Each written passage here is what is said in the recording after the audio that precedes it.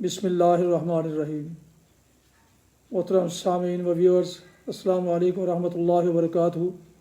امید کرتا ہوں کہ آپ اللہ تعالیٰ کے فضل و کرم سے خیریت سے ہوں گے۔ اللہ تعالیٰ آپ کو، آپ کے اہل خانہ کو ہمیشہ اپنی حفظ و امان میں رکھے، آمین۔ راہ ہدایت و نجات کے سلسلے کا ولاگ القرآن و حدیث اپنے یوٹیوب چینل بشیر رشیدی سے پیش کرتا ہوں۔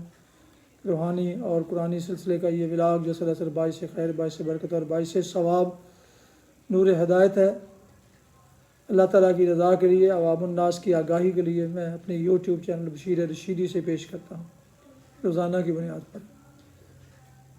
اللہ تعالیٰ میری یہ کاوش قبول فرمائے۔ آپ اگر نئے ہیں اور آپ نے اس چینل کو ابھی تک سبسکرائب نہیں کیا ضرور کیجیے گا، دوستوں سے شیئر کر کے، لائک کر کے بیل آئیکن بھی پریس کر دیجیے گا تاکہ آنے والے ایسے روحانی اور قرآنی نوٹیفیکیشنز آپ تک اور دوستوں تک باقاعدہ اور بر وقت پہنچتے رہیں۔ شروع کرتے ہیں القرآن و حدیث۔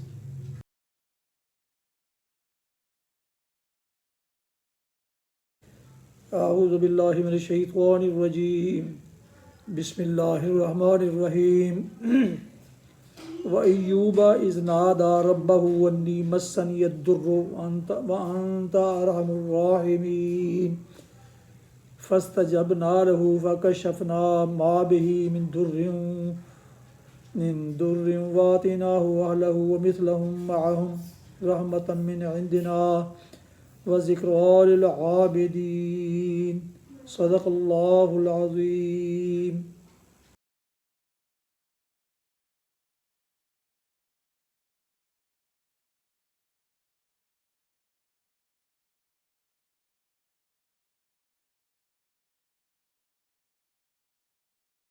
سورہ الانبیاء آیات مبارکہ 83 اور 84 کی تلاوت کی گئی۔ اس کا اردو ترجمہ پیش خدمت ہے۔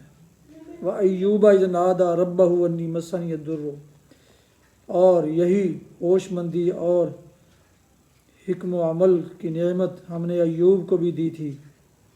یاد کرو جب کہ اس نے اپنے رب کو پکارا کہ مجھے بیماری لگ گئی ہے اور تو ارحم الراحمین ہے۔ ہم نے اس کی دعا قبول کی اور جو تکلیف اسے تھی اس کو دور کر دیا، اور صرف اس کے اہل و عیال ہی اس کو نہیں دیے بلکہ ان کے ساتھ اتنے اور بھی دیے اپنی خاص رحمت کے طور پر، اور اس لیے کہ یہ ایک سبق ہو عبادت گزاروں کے لیے۔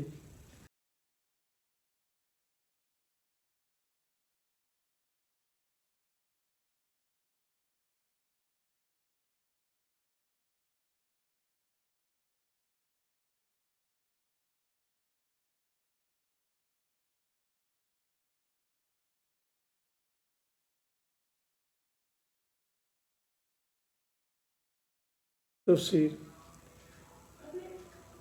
اور یہی ہوش مندی اور حکم و عمل علم کی نعمت ہم نے ایوب کو دی تھی۔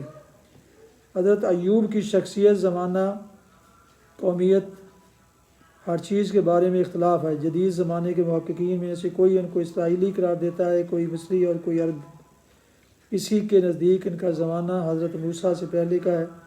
کوئی انہیں حضرت داؤد سلیمان کے زمانے کا آدمی قرار دیتا ہے اور کوئی ان سے بھی متاخر، لیکن سب کے قیاسات کی بنیاد اس سفر ایوب یا صحیفہ ایوب پر ہے جو بائبل کے مجموعہ کتب مقدسہ میں شامل ہے۔ اسی کی زبان، انداز بیان اور کلام کو دیکھ کر مختلف رائیں قائم کی گئی ہیں، نہ کہ کسی اور تاریخی شہادت پر۔ اور اس سفر ایوب کا حال یہ ہے کہ اس کے اپنے مضامین میں بھی یہی تضاد ہے، اور اس کا بیان قرآن مجید کے بیان سے بھی اتنا مختلف ہے کہ دونوں کو بیک وقت نہیں مانا جا سکتا، لہذا ہم اس پر قطعاً اعتماد نہیں کر سکتے۔ زیادہ سے زیادہ قابل اعتماد شہادت اگر کوئی ہے تو وہ یہ ہے کہ یسیع نبی اور حزقیل نبی کے صحیفوں میں ان کا ذکر آتا ہے، اور یہ صحیفے تاریخی حیثیت سے زیادہ مستند ہیں۔ یسیع نبی 8ویں صدی اور حزقیل نبی 6 صدی قبل مسیح میں گزرے ہیں۔ اس لیے یہ امر یقینی ہے کہ حضرت ایوب علیہ السلام 9ویں صدی 9ویں صدی یا اس سے پہلے کے بزرگ ہیں۔ رہی ان کی قومیت تو سورہ نساء آیت 163 اور سورہ انعام آیت 84 میں جس طرح ان کا ذکر ہے، اس سے تو گمان یہی ہوتا ہے کہ وہ بنی اسرائیل ہی میں سے تھے، مگر وہب بن منبہ کا یہ بیان بھی کچھ بعید از قیاس نہیں ہے کہ وہ حضرت عیسیٰ کے بیٹے عیسو کی نسل سے تھے۔ اس نے اپنے رب کو پکارا کہ مجھے بیماری لگ گئی ہے اور تو ارحم الراحمین ہے۔ دعا کا انداز کس قدر لطیف ہے، مختصر ترین الفاظ میں اپنی تکلیف کا ذکر کرتے ہیں اور اس کے بعد بس یہ کہہ کر رہ جاتے ہیں کہ تو ارحم الراحمین ہے۔ سبحان اللہ۔ آگے کوئی شکوہ یا شکایت نہیں، کوئی عرض مدعا نہیں، کسی چیز کا مطالبہ نہیں۔ اس طرز دعا میں کچھ ایسی شان نظر آتی ہے جیسے کوئی انتہائی صابر و قانع اور شریف و خوددار آدمی ہے، پے در پے فاقوں سے بےتاب ہوا اور کسی نہایت کریم النفس ہستی کے سامنے بس اتنا کہہ کر رہ جائے کہ میں بھوکا ہوں اور آپ فیاض ہیں، آگے کچھ اس کی زبان سے نہ نکل سکے۔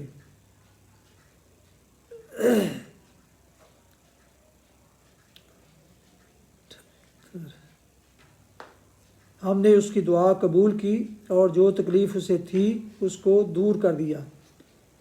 سورہ سواد کے چوتھے رکوع میں اس کی تفصیل یہ بتائی گئی ہے کہ اللہ تعالیٰ نے ان سے فرمایا ارکض برجلک ھذا مغتسل بارد و شراب، اپنا پاؤں مارو، یہ ٹھنڈا پانی موجود ہے نہانے کو اور پینے کو۔ جس سے معلوم ہوتا ہے کہ زمین پر پاؤں مارتے ہی اللہ نے ان کے لیے ایک قدرتی چشمہ جاری کر دیا جس کے پانی میں خاصیت تھی کہ اسے غسل کرنے اور اس کو پینے سے ان کی بیماری دور ہو گئی۔ یہ راج اس امر کی طرف اشارہ کرتا ہے کہ ان کو کوئی سخت جلدی بیماری ہو گئی تھی، اور بائبل کا بیان بھی اس کی تائید کرتا ہے کہ ان کا جسم سر سے پاؤں تک پھپھوندی پھوڑوں سے بھر گیا تھا۔ یہ ایک سبق ہے عبادت گزاروں کے لیے۔ اس قصے میں قرآن مجید حضرت ایوب کو اس شان سے پیش کرتا ہے کہ وہ صبر کی تصویر نظر آتے ہیں اور پھر کہتا ہے کہ ان کی زندگی عبادت گزاروں کے لیے ایک نمونہ ہے۔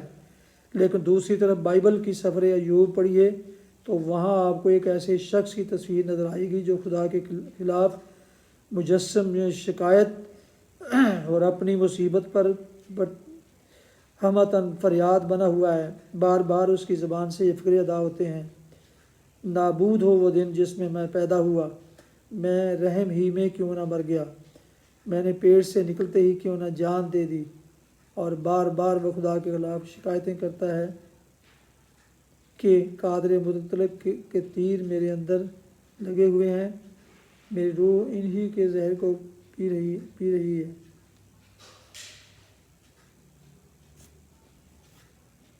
خدا کی ڈراؤنی باتیں میرے خلاف سب باندھے ہوئے ہیں۔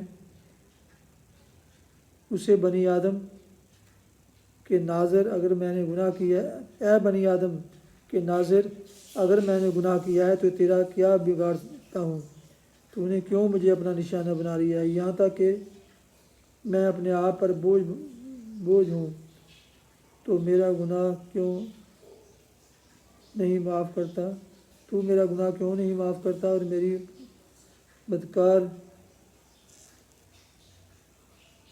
اور میری بدکاری کیوں نہیں دور کر دیتا۔ میں خدا سے کہوں گا کہ مجھے ملزم نہ ٹھہرا، مجھے بتا کہ تو مجھ سے کیوں جھگڑتا ہے، کیا تجھے اچھا لگتا ہے کہ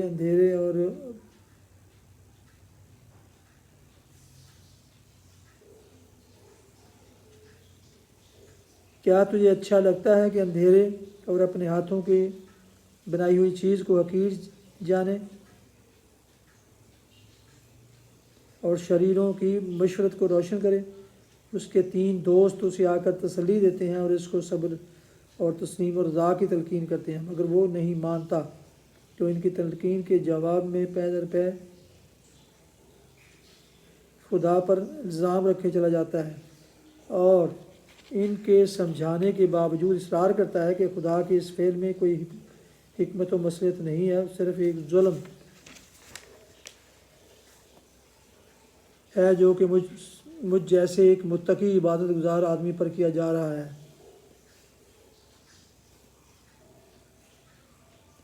تو خدا کے اس انتظام پر سخت اعتراض کرتا ہے کہ ایک طرف بدکار نوازے جاتے ہیں اور دوسری طرف نیکوکار ستائے جاتے ہیں۔ وہ ایک ایک کر کے ہی نیکیاں گناتا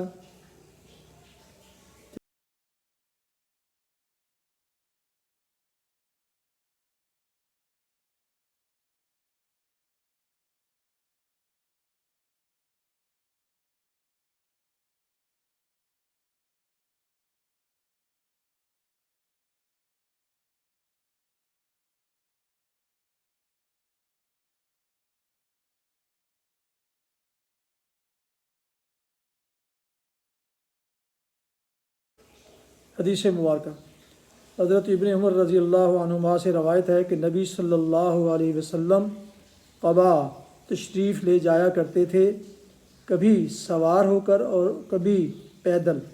وہاں پہنچ کر آپ 2 رکعت نفل ادا کرتے۔ صحیح بخاری کتاب التفسیر حدیث نمبر 4942۔ قباء مدینے سے 2 میل کے فاصلے پر ایک بستی تھی۔ آج کل یہ مدینے کا ایک محلہ ہے۔ اس میں نماز پڑھنے کو ایک حدیث میں نبی صلی اللہ علیہ وسلم نے عمرے کے برابر قرار دیا ہے۔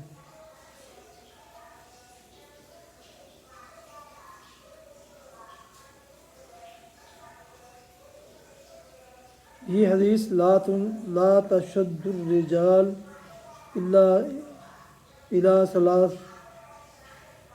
3 مساجد کی منافی نہیں ہے، جیسا کہ بظاہر معلوم ہوتا ہے، اس لیے کہ قباء مدینے کے اتنے قریب ہے کہ اس کے لیے شد رحال کی ضرورت ہی نہیں پڑتی۔ علامہ مناوی علاوہ ہی اس کی فضیلت بھی صحیح حدیث سے ثابت ہے، اس لیے ان میں تضاد نہیں۔ نمبر 2، حضرت ابن عمر کا جذبہ اتباع سنت اس حدیث سے بھی ثابت ہوتا ہے، جیسا کہ ان کی یہ صرف بطور خاص مشہور ہے۔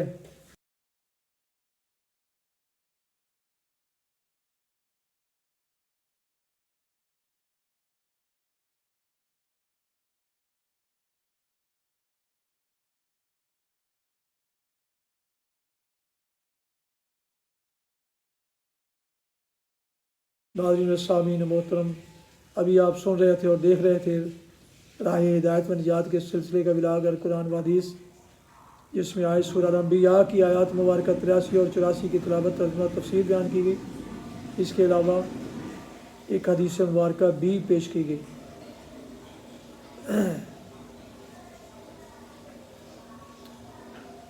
دوبارہ درخواست ہے کہ اگر آپ نے ابھی تک اس چینل کو سبسکرائب نہیں کیا، کیونکہ اس چینل بشیر رشیدی کو سبسکرائب نہیں کیا تو ضرور سبسکرائب کر لیجیے گا اور بیل کو پریس کرنا مت بھولیے گا۔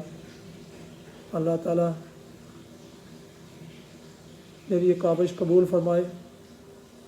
اپنا بہت خیال رکھیے گا، اپنی دعاؤں میں پاک وطن، والدین، باء و اجداد، دوست و احباب کے علاوہ اس ناچیز کو بھی شامل فرمائے تو انتہائی شکر گزار ہوں گا۔ اللہ تعالیٰ آپ کو، آپ کے بچوں کو ہمیشہ خوش رکھے، آباد رکھے، شاد باد رکھے، آمین۔ السلام علیکم ورحمۃ اللہ وبرکاتہ۔ پاکستان زندہ باد۔ اللہ حافظ۔